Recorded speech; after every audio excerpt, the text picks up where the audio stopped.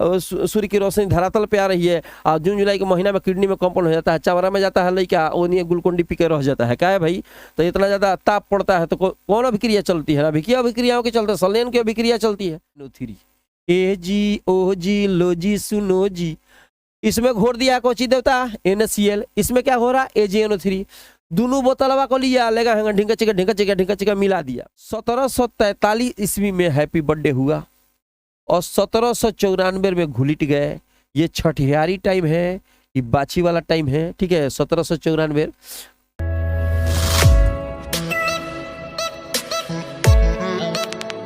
Students कैसे हैं आप? तो आज हम लोग स्टार्ट कर रहे हैं एक बहुत ही बढ़िया टॉपिक जो कि 11th क्लास का है और बोर्ड पे सामने लिखा हुआ है, आप इसको बढ़िया से पढ़ सकते हैं। लिखा है रासायनिक संयोजन के नियम, लॉज ऑफ केमिकल कॉम्बिनेशन। इसके बारे में खूब बढ़िया से समझने का, खूब बढ़िया से पढ़ने का, ताकि जो बैल बुद्धि विद्यार्थी है, सॉरी लेकिन है, ठीक है, उसके माथा में भी बढ़िया से जाकर बैठ जाए और बुढ़ाड़ी तक न निकले।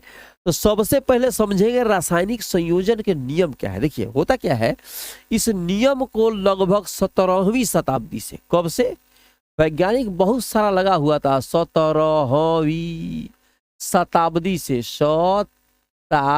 से बहुत सारा वैज्ञानिक लगा हुआ था रासायनिक संयोजन का आधार चुनने में, कि रासायनिक संयोजन का नियम मिल जाए, रासायनिक संयोजन का नियम मिल जाए।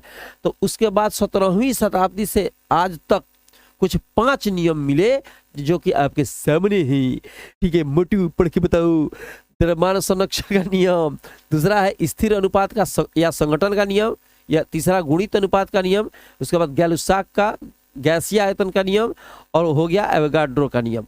अब इसमें जो 5 नियम आपको दिखाई दे रहा है, द्रव्यमान संरक्षण का नियम, स्थिर अनुपात का नियम, गुणित अनुपात का नियम, गैलुसाक का नियम और एवोगाड्रो का नियम, इसको हम लोग अलग अलग बढ़िया से पढ़ेंगे। बढ़िया से नहीं पढ़ेगा तो बर्बादी कजरवा चालू हो जाएगा। तो इसको सबसे पहले इसको पढ़ेगा डिटेल में, फिर पढ़ेगा डिटेल में, फिर पढ़ेगा डिटेल में।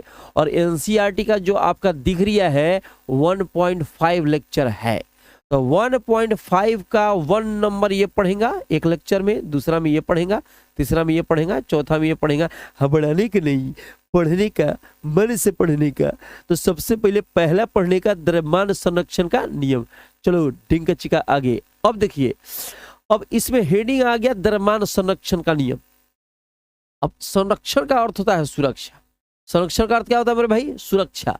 अब कौची का सुरक्षा, ठीक है, तो कहेगा द्रव्य का, द्रव्य, देखो द्रव्यमान, द्रव्य प्लस मान, संधि विकसित करेंगे ना तब उसके बाद समझेंगे कि कैसे पढ़ाई हो रही है। द्रव्यमान जो है इसमें 2 भाग मिले हुए हैं, एगो द्रव्य है, एगो मान है। द्रव नहीं है देवता, द्रव्य है। द्रव्य, द्रव्य का अर्थ होता है पदार्थ। द्रव्य का अर्थ क्या होता है? पदार्थ। छोटे क्लास में पढ़ा होगा, 7वां में, 8वां में, 9वां में, 10वां में, क्या पढ़ा है मेरे भाई कि द्रव्य क्या है, पदार्थ क्या है? तो पदार्थ वे होते हैं जिनमें भार हो, जिनमें द्रव्यमान है, जो जगह छेकते हैं, जो रुकावट डालते हैं। अब कहेगा हम भी पदार्थ है का, तो तुम भी जहाँ बैठता हुआ जगह छेकता है, कहीं जाता है तो कहीं पर रुकावट डालता है। कहने का मतलब दुनिया की सारी वस्तुएं पदार्थों की बनी हुई हैं, ठीक है। जो भी जगह छेकेगा, जो रोकेगा, ठीक है, मन रुकावट डालेगा, कहने का मतलब है वो पदार्थ बनेगा। आज मेरे माथा पर मोटू का डायलेक्ट सवार हो गया है, कोई बात नहीं। अब सबसे पहले द्रव्यमान संरक्षण के नियम को दिया किसने? लेवोसियर ने, एंटोनी लेवोसियर। हिंदी में लिखा होता है एंटोइन लेवोसियर, जो कि एनसीईआरटी में लिखा है, हमने लिख दिया है हिंदी, लेकिन हम लोग पढ़ते हैं एंटोनी लेवोसियर, ठीक है। लेवोसियर पढ़ सकते हैं, कोई दिक्कत की बात नहीं। हिंदी में भी कह सकते हैं लावोसियर, जो कि लिखा गया है। अब इनका 1743 ईस्वी में हैप्पी बर्थडे हुआ और 1794 में घुलिट गए। ये छठियारी टाइम है, ये बाछी वाला टाइम है, ठीक है, 1794। तो अब इन्होंने इसी के बीच में एक तिगड़मबाजी फिट किया। क्या बोला कि जब हम जा रहे हैं, जाते हुए लम्हो जरा ठहरो, जरा ठहरो, मैं भी तो लिखता हूँ। क्या लिखता हूँ? 1789 ईस्वी में इन्होंने द्रव्यमान के संरक्षण नियम को प्रस्तावित कर दिया। जाने के पहले ऐसा ऐसा चीज खोज के आएंगे कि हमको तुम याद रखेगा, ठीक है। तो कैसे याद रखेगा? इतना भयंकर भयंकर देवता रिसर्च किया कि इसको केमिस्ट्री का पिता कहा गया। फ्रांस के रहने वाले थे। कहाँ के रहने वाले थे? फ्रांस के। ध्यान से देखने का, ठीक है। द्रव्यमान संरक्षण का नियम सर्वप्रथम किनके द्वारा दिया गया? लावोसिए के द्वारा दिया गया। कब दिया गया? 1700, वही तो बता रहे थे 17वीं शताब्दी, अभी तो बताए 17वीं शताब्दी से अभी लोग रिसर्च में लगे हुए हैं कि नहीं। तो 1789 ईस्वी में जो फ्रांस के साइंटिस्ट थे, ठीक है, उनको आप केमिस्ट्री का जन्मदाता भी कहा जाता है, उन्होंने द्रव्यमान के बारे में बताया कि द्रव्यमान संरक्षित, द्रव्य का जो वैल्यू होता है वो सुरक्षित होता है। संरक्षित का मतलब होता है सुरक्षित होना, ठीक है। तो कैसे सुरक्षित होगा? तो अगर दो वस्तु लेते हैं, उनके आपस में प्रतिक्रिया कराते हैं, प्रतिक्रिया के बाद कुछ बनेगा, जैसे हम बता रहे हैं तो समझ में आएगा, रुक जा, ठीक है। इन्होंने बताया कि दू गो कोनो चीज मिलाओ, ठीक है, कोनो चीज दू गो मिलाओ, ढिंका चिका प्लस ढिंका चिका, जब ये दू गो मिलाएगा, मिलाने के बाद कुछ बनेगा, ढिंका चिका और ढिंका चिका। जरूरी है कि दो गो बनेगा, और ये भी जरूरी नहीं है कि दुए गो बनेगा। हो सकता है कि दू गो का बदला एक ही गो बन जाए, 3 गो बन जाए, 2 गो बन जाए। अभी एग्जाम्पल समझा रही है, समझने करी। तो यहाँ पे जो 2 है, 2 गो का मिलाया तो 2 गो बना, तो इसको बोलेगा अभिकारक, अभिकारक, अभिकारक। और जूट के जो बन गया उसको बोला उत्पाद। क्या बोला? उत्पाद। अभिकारक, 2 वस्तुओं को मिलाया, ढिंका चिका बन गया, उसको बोला उत्पाद। तो हुआ क्या कि जब इसको लेकर तौला, तौला मैंने जोख दिया, और इसको लेकर तौला, तो तौलने के बाद दोनों का द्रव्यमान जो है बराबर आया। तो कहा क्या कि द्रव्यमान संरक्षित है, ठीक है। तो इसको द्रव्यमान का संरक्षण का नियम कहा गया। ऐसे परिभाषा के तौर पर लिख सकते हैं, जैसे होता था ना ऊर्जा का, ऊर्जा का न तो निर्माण होता है ना विनाश होता है, सिर्फ एक रूप से दूसरे रूप में रूपांतरण होता है। उसी प्रकार से यहाँ से पढ़ सकते हैं आप, ठीक है, द्रव्यमान का, ठीक है। द्रव्यमान का न तो निर्माण होता है ना विनाश होता है, माने हमेशा सुरक्षित रहता है, जितना है उतना ही रहता है, जितना पहले था उतने बाद में है। निर्माण होता तो कुछ बढ़ जाता, विनाश होता तो कुछ घट जाता। अरे कौन चीज का होता है ना विनाश हो गया, इसका मतलब उसमें से कुछ कमी आ गई। निर्माण हो गया, इसका मतलब उसमें से कुछ बढ़ेगा। लेकिन न निर्माण होएगा और न विनाश होएगा, ठीक है, जितना था उतने रहेगा। तो कहेगा द्रव्यमान जो है, द्रव्य का मान जो है सुरक्षित है, ठीक है। द्रव्य माने जो पदार्थ है, पदार्थ की वैल्यू सुरक्षित है। अब इसको सिद्ध करने के लिए 2-4 गो वैज्ञानिक कूद गया। जानबे करते हैं कि होता क्या है कि कोनो काम करिएगा तो 2-4 गो उसमें कूदेगा बिना मतलब का। गांव देहात हो, शहर हो, कोनो काम करेगा तो उसमें तिगड़मबाजी दूसरा का फिट करेगा। अभी बेचारा खोज दिया तो एगो कूदा इसी में, ठीक है। उनका नाम था लैंडोल्ड। इसका नाम है खतरनाक ना होता है, क्या करिएगा, ठीक है। तो लैंडोल्ड का ये ट्यूब है, ये दिखाई दे रही है। लैंडोल्ड वैज्ञानिक थे, तो प्रायोगिक सत्यापन चालू कर दिया द्रव्यमान के संरक्षण का। द्रव्यमान के संरक्षण का रिकॉर्डिंग चल रही है रे देवता, चल रही है। द्रव्यमान के संरक्षण का सत्यापन करने के लिए सर्वप्रथम लैंडोल्ड ने, देखिए, 2 ट्यूब लिया है, एच आकार का है। क्योंकि ये लैंडोल्ड का निरीक्षण था, ये लैंडोल्ड का प्रायोगिक प्रदर्शन था, इसीलिए इस ट्यूब का नाम भी लैंडोल्ड ट्यूब है। लैंडोल्ड ट्यूब, ठीक है, कहा जाता है। अब यहाँ पे इन दोनों ट्यूब को क्या किया, एक नली के द्वारा जोड़ दिया, देख रहा है। एक में, इसमें NaCl, नमक का पानी, NaCl का घोल, ठीक है, इसमें NaCl डाल दिया, और इसमें हो गया silver nitrate, silver nitrate AgNO3, AgOG लोजी सुनोजी। इसमें घोर दिया कोची देवता NaCl, इसमें क्या हो रहा AgNO3। दोनों बोतलवा को लिया, लेगा ढिंका चिका मिला दिया। मैंने कहने का मतलब है कि NaCl इसमें है और AgNO3 इसमें है। अब दोनों को कैसे मिला दिया, तो क्या बना NaCl प्लस AgNO3, दोनों को जो मिक्स किया देवता तो बन गया Na के जगह NO3 सट गया, तो NaNO3 अब प्लस हो गया AgCl, Na के साथ जाके सट गया NO3, सोडियम नाइट्रेट बन गया, ठीक है। और यहाँ पे Ag के साथ सट गया Cl। ये क्या है देवता, ये इसको कहते हैं अवक्षेप। और कैसा अवक्षेप है? श्वेत अवक्षेप है, श्वेत अवक्षेप, अवक्षेप। अरे गाज है, फेन, समझा? उजर का फेन होता है ना, जैसे मान लीजिए कोनो जौहरे खा लिया, फेन आ रहा है, गजारा है। तो समझो कि एक तरह से ठीक है कि इसको हई खिया दिए हैं, जितना घोटना था उसको घोट लिया और साथ में गाज फेंक रहा है। तो गाजावा का नाम क्या है? श्वेत अवक्षेप। मतलब समझो कि इसमें उजला उजला अवक्षेप निकल रहा है। तो इससे प्रतिक्रिया ये जाके इसमें सटा Na सोडियम नाइट्रेट और ये सटा तो श्वेत अवक्षेप। उसके बाद हुआ क्या कि प्रतिक्रिया के पहले जब बोतलवा को इस तरह से रख के इसमें NaCl और AgNO3 इसमें रखा था, तो सबसे पहले तौल लिया कि कितना वजन है, कितना क्या है। उसके बाद जब इसको धो के ऐसे ऐसे करके मिला दिया, मिलाने के बाद हई तैयार हुआ। सोडियम नाइट्रेट के साथे हमको श्वेत अवक्षेप, श्वेत फेन भेटाया। जब इसको तौला, माने मिलाने के पहले तौला और फिर मिलाने के बाद तौला, तो पता चला कि दोनों का द्रव्यमान जो है एक दूसरे के बराबर है, ठीक है, भार बराबर है। तो कहा गया श्रीमान कि यही द्रव्यमान का संरक्षण का नियम है। माने ये सुरक्षित है तो कौन सी का नियम है? संरक्षण का नियम है। ठीक है, ये था लैंडोल्ड का एक्सपेरिमेंट। अब जब इसने इतना कर दिया, इसके पहले हई जो थे इन्होंने ये विधि बताया, इसको सत्यापित किया इसने। अब इसमें एक और देवता कूद गए, इनका नाम था झोटला हवा देवता। सब कोई जानता है झोटला हवा देवता को। ये कौन देवता है? इनका नाम है आइंस्टाइन। बाप रे बाप, बहुत महान वैज्ञानिक माने जाते हैं देवता। न्यूटन के श्रेणी में इसका भी नाम है। वो कहेगा केमिस्ट्री में क्या कर रहा है भाई? मेरे साइंटिस्ट जो बहुत अच्छे लेवल पे चले जाते हैं तो हर क्षेत्र में थोड़ा बहुत रिसर्च करते रहते हैं। ठीक है, तो इन्होंने एगो तिगड़मबाजी फिट कर दिया। क्या फिट कर दिया कि देखिए, तुमने कहा कि द्रव्यमान में कोनो वस्तु को वस्तु मिलाएगा और वस्तु बनेगा, फिर कुछ उसमें से निकलेगा, इन दोनों को तौलेगा जिसको अभिकारक बोला, इन दोनों को तौलेगा जिसको उत्पाद बोला, दोनों आपस में बराबर आएगा। इसने कहा गड़बड़ सिस्टम बता रिया है तुम। ठीक है, गड़बड़ सिस्टम क्या बता रिया है? कभी कभी ऐसा होता है कि साधारण अभिक्रिया हो रही है, जनरल अभिक्रिया हो रही है, तो उसमें ऊर्जा कम मुक्त होती है। जनरल अभिक्रिया होती है तो ऊर्जा कम मुक्त होती है। उस कंडीशन में अगर तौला जाए दोनों वस्तुओं का द्रव्यमान तो बराबर आता है।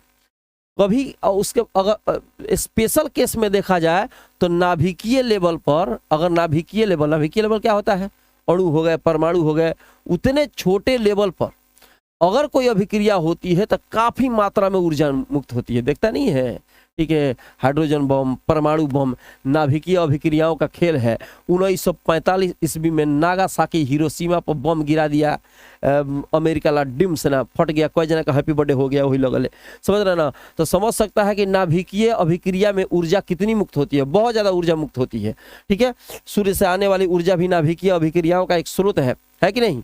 अब उतना दूर से समझिए कि उतना दूर से सूर्य की रोशनी धरातल पे आ रही है और जून जुलाई के महीना में किडनी में कंपाउंड हो जाता है, चवरा में जाता है लड़का, वो नहीं ग्लूकोन डी पी के रह जाता है। क्या है भाई? तो इतना ज्यादा ताप पड़ता है तो कौन अभिक्रिया चलती है? नाभिकीय अभिक्रियाओं के चलते संलयन की अभिक्रिया चलती है। तो इसने थोड़ा सा इसमें बताया, क्या बताया कि खाली दूगो जोड़िएगा द्रव्यमान, तीसरा का द्रव्यमान, अगर दूगो द्रव्यमान जोड़ रहे हैं और कोई चीज बराबर आ रहा है तो आपको लगता है कि बराबर है। इस सिद्धांत के अनुसार थोड़ा बहुत गलती हो सकता है। क्या हो सकता है? तो इसने थोड़ा सा नियम फिट किया कि अगर कोई वस्तु है और वस्तु पर प्रकाश पड़ रहा है, ढिंका चिका ढिंका चिका ढिंका चिका ढिंक, ये लाइट पड़ रहा है, ये है वस्तु। ठीक है, तो छोटे लेवल पे, नाभिकीय लेवल पे द्रव्यमान भी जो होता है ये ऊर्जा में चेंज करता है। समझो, पहले बड़े लेवल पे नहीं। आखिर नाभिकीय अभिक्रिया में कुछ ना कुछ बदल रहा है तभी तो ऊर्जा निकल रही है। तो कुछ ना कुछ बदलेगा, अपने से ऊर्जा कहाँ से आ गया? जब बता दिया ऊर्जा का ना तो निर्माण होएगा ना विनाश होएगा, तो ऊर्जा कहाँ से आ गया? तो यही द्रव्यमान जो होता है वो चेंज करता है। बहुत छोटे लेवल पर जब प्रकाश पड़ता है किसी वस्तु पर, तो नाभिकीय लेवल पर, नाभिकीय स्तर पर जो द्रव्य के द्रव्यमान होते हैं, पदार्थ के द्रव्यमान होते हैं, वो ऊर्जा में परिणत होते हैं। इसका सबसे बड़ा फेमस फार्मूला है देवता का superhit formula, Filmfare award मिल गया। फिल्म फेयर में तो समझिए कि बहुत ज्यादा, अब दिमाग मत लगा, फिल्म फेयर अवार्ड मिला। सबसे ज्यादा इनका हिट तो बहुत सारे नियम दिए हैं, लेकिन सबसे ज्यादा हिट जो है E = mcs का फार्मूला है। ठीक है। अब यही फार्मूला को सिद्ध कराया जाता है, फिजिक्स में भी सिद्ध कराया जाता है कि किस प्रकार से इतना आया हुआ है। अभी खाली समझ लीजिए, यह नियम यही बताता है, ये फार्मूला, कि किसी भी पदार्थ को ऊर्जा में आप बदल सकते हैं प्रकाश से। सी मतलब हो गया प्रकाश का वेग, एम हो गया द्रव्यमान, और ई हो गया ऊर्जा। तो इसका मतलब हुआ कि जब किसी पदार्थ पर ऊर्जा पड़ती है तो ऊर्जा के पड़ने पर क्या होता है, जो नाभिकीय स्तर पे होता है द्रव्यमान जो होता है वो ऊर्जा में परिणत हो जाता है। समझ रहे ना। इस प्रकार से इन्होंने इसका प्रायोगिक संशोधन कर दिया थोड़ा सा, कि जो आपने सुधारा नहीं था हमने क्या किया, सुधार दिया। तुमने तनकी तनकी गलती बताया था उसमें हमने एग्जैक्ट कर दिया। अब ये तो समझ में आ गया होगा मेरे भाई, ठीक है। अब इसके बाद हम लोग चलते हैं, इस पर एक दो क्वेश्चन बना लेते हैं कि संरक्षण का सिद्धांत कैसे है, ठीक है। अब देखो समझो पहले, द्रव्य का संरक्षण, द्रव्यमान का संरक्षण, मतलब द्रव्यमान हमेशा फिक्स होना चाहिए। अभिकारकों का मन हेने से प्रतिक्रिया, उत्पादों का होने का प्रक्रिया आपस में क्या होएगा, बराबर होना चाहिए। इसमें पहला क्वेश्चन, एक दो क्वेश्चन बना देगा, आसान आसान क्वेश्चन आता है इस पे। द्रव्यमान संरक्षण के नियम पर आधारित प्रश्न। पहला प्रश्न क्या है, 4.9 ग्राम सल्फ्यूरिक अम्ल, देखो सल्फ्यूरिक अम्ल है, बनाते चलो खूब बढ़िया। H2SO4 इसको कहते हैं सल्फ्यूरिक अम्ल, प्लस सोडियम क्लोराइड NaCl, ठीक है। H2SO4 सल्फ्यूरिक अम्ल है, NaCl सोडियम क्लोराइड है।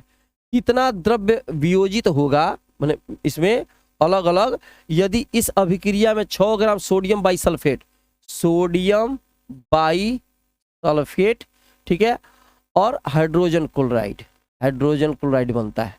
ध्यान से देखो क्वेश्चन जो कह रिया है, ये हो गया सल्फ्यूर। अब ये कहेगा कि ये सब कैसे याद करेंगे बुकवाई, तो याद करना ही पड़ेगा। ये नहीं याद करेगा तो फिर तुमसे याद होगा, ठीक है।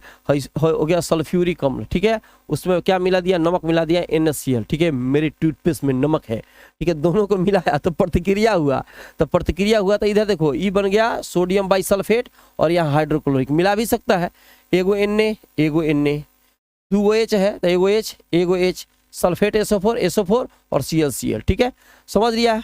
अब क्वेश्चन क्या बोली है देख लो, 4.9 ग्राम सल्फ्यूरिक अम्ल, अभिकारक क्या है मेरे, इसको कहेंगे अभिकारक, उसको कहेंगे उत्पाद, ठीक है। तो अभिकारक में क्या है देखो, अभिकारक में जो है 4.9 सल्फ्यूरिक अम्ल है। सोडियम क्लोराइड का कितना हिस्सा, कितना द्रव्यमान, पता नहीं है कि द्रव्यमान कितना है, तो जब पता नहीं है देवता तो X मान लो, ठीक है। उसके बाद क्या हो गया, सोडियम बाइसल्फेट का कितना दिया है मेरे भाई, 6 ग्राम। HCl का कितना दिया है, 1.825।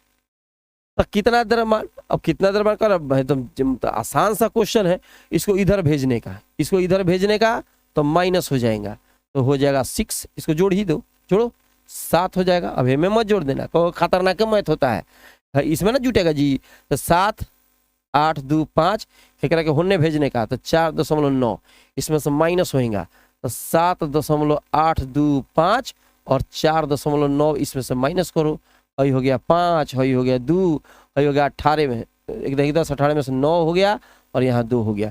इसका टोटल वैल्यू कितना आया, x का टोटल वैल्यू आ गया तुम्हारा 2.925। ये इसका आंसर हो गया, भारी थोड़ी ना है, ठीक है। इसका वैल्यू रख दिया, इसका वैल्यू रख दिया, इसका वैल्यू इधर ले घटा दिया। अब ये द्रव्यमान के संरक्षण के नियम पर आधारित है, क्योंकि हमने अभिकारकों को उत्पादों के बराबर किया है। अभी बताया अभिकारक की जो वैल्यू होती है उत्पादों के वैल्यू के बराबर होती है, बराबर करके x का वैल्यू निकला। नेक्स्ट क्वेश्चन में चलता है, देखो यहाँ पे जब ध्यान से देखने का, ये भी जब 4.2 ग्राम NaHCO3 को 10 ग्राम भार वाले CH3COOH के विलयन में मिलाया गया तो इतना ग्राम CO2 वायुमंडल में मुक्त हुई, इतना भार अवशेष बच गया। दर्शाइए कि ये आंकड़े द्रव्यमान संरक्षण के नियम पालन करते हैं। ध्यान से देखने का खूब बढ़िया से, द्रव्यमान अभी उसमें था कि द्रव्यमान संरक्षण का नियम लगाए थे, इसके पहले वाला में कि दोनों का आपस में बराबर किए थे, और इसमें है कि द्रव्यमान संरक्षण का दिखाना है कि नियम का पालन करता है कि नहीं करता है। देखो हई और हई मिला रहा है, पहले ध्यान से देखो, इनने अकॉर्डिंग टू क्वेश्चन प्रश्नानुसार है, देखो क्या है, प्रश्नानुसार लिखे हैं, समझ रहा है, ठीक है। NaHCO3 इसको हाथना वाले विलयन में मिलाया गया, अब इसको क्या किया, एसिटिक एसिड में मिला दिया, सोडियम बाइकार्बोनेट में एसिटिक एसिड मिलाया, तो मिलाने के बाद देवता क्या बना, कह रहा है कि हाथना कार्बन डाइऑक्साइड मुक्त हुआ और कुछ भाग जो है हाथना अवशेष बच गया, कुछ मिला यहाँ पे पता नहीं क्या मिला लेकिन मिला, ये अवशेष है। क्या है? अवशेष। अब कह रहा ये हो गया अभिकारक और ये है अभिकारक, हिन्ने का अभिकारक। इधर क्या हो गया मेरे भाई? इधर हो गया उत्पाद। तो द्रव्यमान का नियम क्या है? द्रव्यमान संरक्षण का, कि जितना अभिकारक होना चाहिए उतना ही उत्पाद होना चाहिए। अगर दोनों आपस में बराबर हो जाता है तो कहेंगे कि संरक्षण के नियम, द्रव्यमान के संरक्षण का नियम का पालन हो रहा है। तो सबसे पहले यहाँ पे हम लोग अभिकारक, अभिकारक का वैल्यू निकालो तो देता NaHCO3 कितना दिया है? 4.2 ग्राम प्लस CH3COOH कितना दिया है मेरे भाई? 10 ग्राम। अब 10 ग्राम ये हो गया, जोड़ो, जोड़ने पर आ गया 14.2 ग्राम। गलती नहीं जोड़ने का है, बहुत खतरनाक बड़े सन। 10 और 4 जो है 14 2 इतना आ गया। अब उसके बाद क्या हो गया मेरे भाई? इसमें विलयन में मिलाया गया तो 2.2 ग्राम CO2 मुक्त हुआ। ये हो गया आपका उत्पाद। यहाँ दिखाई देगा? चलो दिख रही है उत्पाद। ये कितना होगा? देखो 2.2 ग्राम दिया गया है प्लस और 12 ग्राम अवशेष, तो टोटल हो गया 12 2 14.2 ग्राम। इसका मतलब हुआ कि जितना आपका, थोड़ा सा छोटा बना दें, ढंका चका। अब लीजिए यही छोटा हो गया, कोई बात नहीं। चलो ये आगे पीछे चलो, अभी ये हो सकता है छोटा। बहुत अच्छे। चलिए अब इसमें देखो इसमें क्या हुआ कि जितना अभिकारक का वैल्यू आया, अभिकारक उतना ही उत्पाद का वैल्यू आया। इसलिए द्रव्यमान जो है संरक्षित है, अर्थात द्रव्यमान के संरक्षण का नियम का पालन कर रहा है। मुझे लगता है एकदम कंसेप्ट क्लियर हो गया होगा। मिलते हैं इसके बाद नेक्स्ट वीडियो में नेक्स्ट टॉपिक के साथ। तब तक आप जहां रहिए स्वस्थ रहिए।